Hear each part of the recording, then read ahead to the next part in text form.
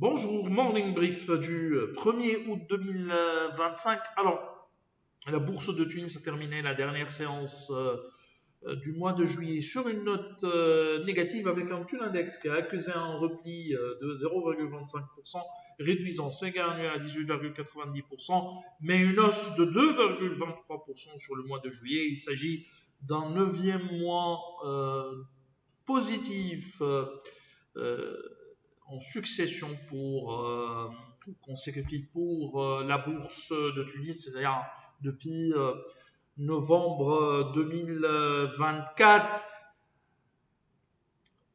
Le mois de juillet s'est également caractérisé par une baisse des volumes, vu la saison d'été bien sûr, mais les volumes ont baissé, à l'instar de la dernière séance du 31 juillet où les volumes transigés se limitaient à seulement 3 555 000 dinars, dont 1 106 000 dinars sur Unimed. TPR était également parmi les titres les plus actifs avec un volume de 435 000 dinars et 387 000 dinars échangés sur Daily Holding qui procède bien sûr au split par deux à partir de la séance de ce matin. Alors, on a Simon de Bizerte qui monte de 4,26%. Simon de Bizerte qui a annoncé ses chiffres T2 2025 avec un chiffre d'affaires qui a augmenté de 21,11% à 9 72 720 000 dinars sur le semestre. Le chiffre d'affaires ressort en légère hausse de 1,40% à 20 589 000 dinars. Ce qui réellement inquiète au niveau de SCB, c'est le niveau de la dette en presque 122 millions de dinars.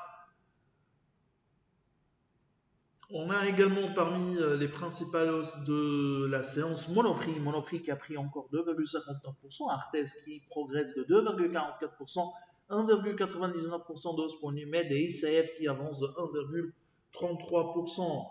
Pour ce qui est des principales baisses de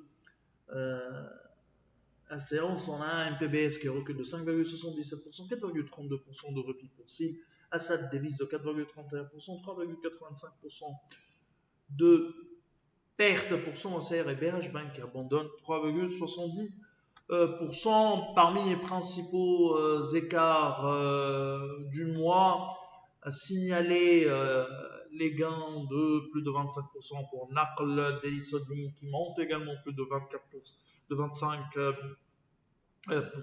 Sokna a repris 22,5%. Ce qui est sûr, c'est que parmi les 5 premières performances du mois, il n'y a pas de valeur financière.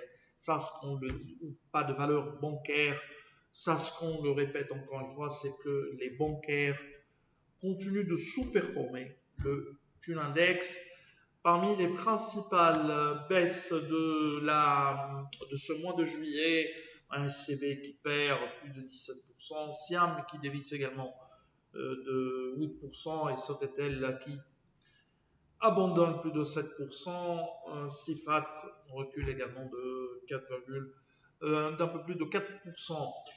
C'est tout ce qu'on a pour ce matin. Nous vous remercions pour votre attention. On vous donne rendez-vous pour lundi prochain en vous souhaitant un bon week-end. Au revoir.